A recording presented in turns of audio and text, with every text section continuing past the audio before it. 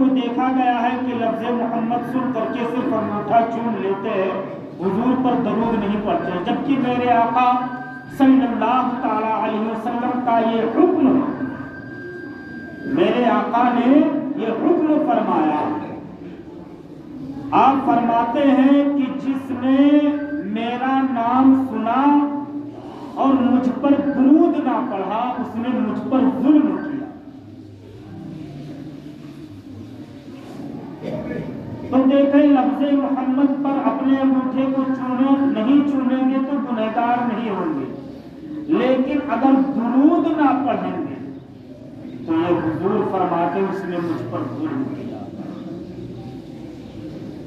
تو جہاں آپ انگوٹھا چومتے ہیں اس کے ساتھ ساتھ حضور صلی اللہ تعالی علیہ وسلم پر درود پڑھ لیا کریں، اور چھوٹی درود شریف صلی اللہ علیہ وسلم ہے۔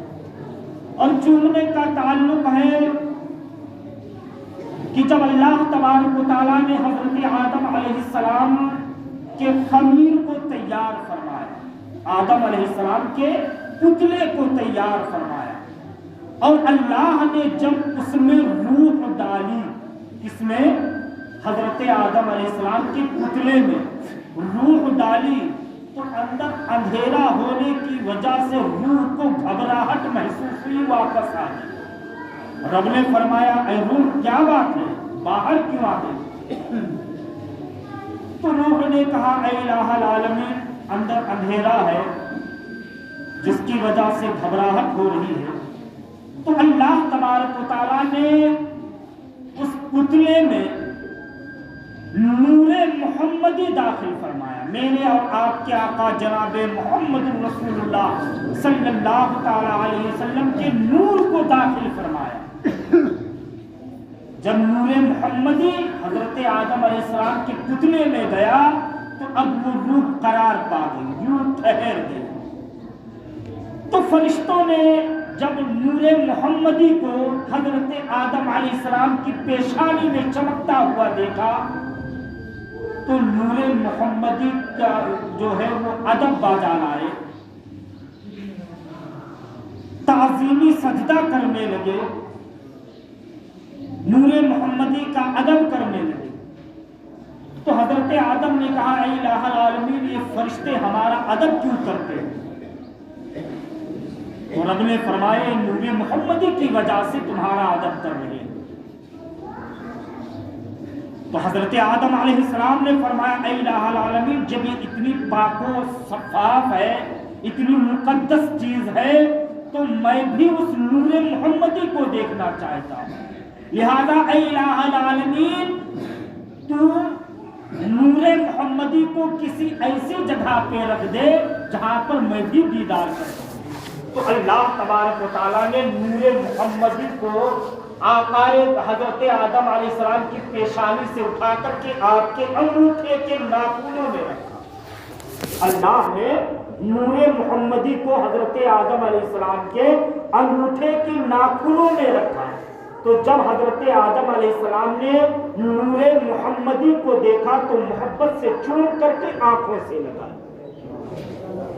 تو آج ہم جو حضرت آقا کریم صلی اللہ تعالی علیہ وسلم کے نام مبارک کو سن کر کے چومتے ہیں، یہ ہمارا کوئی نیا طریقہ نہیں ہے، بلکہ یہ ہمارے باپ حضرت آدم علیہ السلام کی سنت ہے۔ ہم اپنے باپ حضرت آدم علیہ السلام کی سنت پر عمل کرتے ہوئے سمجھ گئے۔ آج معتذرین کا یہ سوال ہے کہ یہ بتاؤ، ایک سوال کیا جاتا ہے کہ آدم علیہ السلام نے نور محمدی دیکھ کر کے چوما تھا، تم کون سی نور دیکھ کر کے چومتے؟ کیا تمہیں بھی نور محمدی نظر آتا ہے؟ سوال ہے۔ آدم علیہ السلام نے جو چوما تھا نور محمدی دیکھ کر کے چوما تھا، تم کون سی نور محمدی دیکھتے ہو، تم اٹھا چومتے ہو؟ تو میں یہ کہتا ہوں کہ پیارے آپ کیا وہی چیز مانیں گے جسے آپ دیکھیں؟ تو پھر بتائیے۔ ایک سوال یہ بھی اٹھتا ہے کہ جب آپ حج کرنے کے لیے جاتے ہیں، حج کرنے کے لیے جتنے لوگ جاتے ہیں تو وہاں پر 3 ایسے مقامات آتے ہیں جہاں پر شیطان کو کنکری ماری جاتی ہے۔ تو بتاؤ کیا تم شیطان کو کنکری مارتے ہوئے شیطان کو دیکھتے ہو؟ کہا جاتا ہے نہیں، ہم تو حضرت ابراہیم اور حضرت اسماعیل علیہ السلام کی سنت ادا کر رہے ہیں کہ انہوں نے شیطان کو اس جگہ پر کنکر ماری تھی، اس لیے ہم کنکر مار رہے ہیں۔ تو آج جس طرح تم شیطان کو دیکھتے نہیں ہو پھر بھی اسماعیل اور ابراہیم کی سنت ادا کرتے ہوئے شیطان کو کنکر مارتے ہو، ٹھیک اسی طرح سے آج ہم اپنے انگوٹھے میں نور محمدی دیکھتے نہیں ہیں لیکن آدم علیہ السلام کی سنت ادا کرتے ہیں۔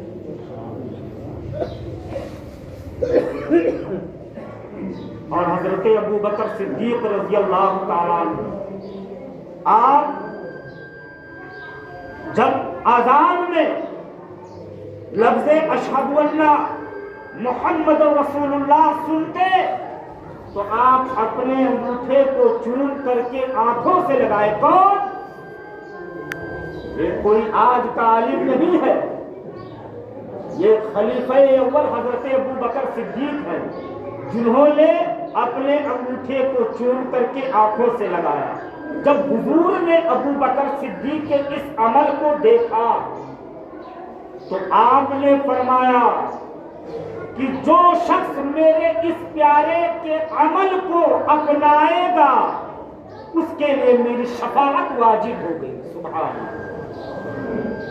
تو دیکھیں یہ انگوٹھا چومنے کا تعلق محبت سے ہے، اور محبت کرنے کے لیے کسی سے کسی کو دلیل کی ضرورت نہیں ہوتی، محبت کرنے کے لیے دلیل کی ضرورت نہیں ہوتی ہے۔ بھائی ہر انسان کسی نہ کسی سے محبت کرتا ہے، باپ اپنے بیٹے سے، اپنے اولادوں سے محبت کرتا ہے، بیٹا اپنے ماں باپ سے محبت کرتا ہے، تو کیا دلیل تلاش کرتا ہے کہ کہیں قرآن و حدیث میں لکھا ہوا ہے؟ دلیل تلاش کرنے کی ضرورت نہیں ہے۔ اب جو ہے بیٹا بازار گیا اور وہاں پر کسی اشیاء کو دیکھا، کسی چیز کو دیکھا اور سوچا کہ یہ میرے ماں باپ کو بہت پسند ہے، بہت اچھا ہے، اسے کھاتے ہیں، بڑے شوق سے کھاتے ہیں، پسند ہے ان کو، تو محبت میں لے کر کے چلا آیا اپنے ماں باپ کو کھلانے کے لیے۔ وہاں پر وہ یہ نہیں دیکھتا ہے کہ اب بازار میں یہ سیب مل رہا ہے، میرے ماں باپ کو بہت پسند ہے، تو لاؤ جاؤ جا کر کے پہلے کسی عالم سے پوچھ لیں، عالم صاحب یہ بتائیے کہ سیب میرے ماں باپ کو بہت پسند ہے، میں ان کو محبت سے کھلانا چاہتا ہوں۔ تو کیا قرآن و حدیث میں یا کہیں اس کی دلیل ملتی ہے؟ دلیل تلاش نہیں کرتا ہے، کیونکہ اسے اپنے ماں باپ سے، اپنی اولاد سے محبت ہے۔ تو یہ بات یاد رکھے کہ محبت کرنے کے لیے، کسی کو کسی سے محبت کرنے کے لیے دلیل کی ضرورت نہیں ہے۔ آج بھی کچھ لوگ ایسے ہیں جو اپنے پرانے زمانے کے دادا پردادا یا نانا کی پرانی چیزیں یادگار کے طور پر رکھتے ہیں اور کہتے ہیں یہ ان سے ہماری یادیں جڑی ہوئی ہیں، تو یادگار کے طور پر محبت ہے ان کو اپنے آباء و اجداد سے، تو محبت کے طور پر اسے رکھتے ہیں۔ تو دیکھیں آپ جو ہے آپ کو آپ کا دل جس سے جتنا جمے، جیسے جمے، ہر شریعت کے خلاف نہیں ہونا چاہیے، جیسا چاہے محبت کر سکتے ہیں۔ اب نبی کے نام پر انگوٹھا چومیں یا نبی پر درود و سلام پڑھیں، لاکھ سلام بھیجے، لاکھ کروڑوں درود بھیجے، اربوں درود بھیجے، یہ آپ کی محبت پہ ڈیپینڈ کرتا ہے۔ آپ کے دل میں محبت کیسی ہے؟ جھگڑا کرنے کی ضرورت نہیں ہے، کون پڑھتا ہے کون نہیں پڑھتا ہے، یہ محبت سے تعلق ہے۔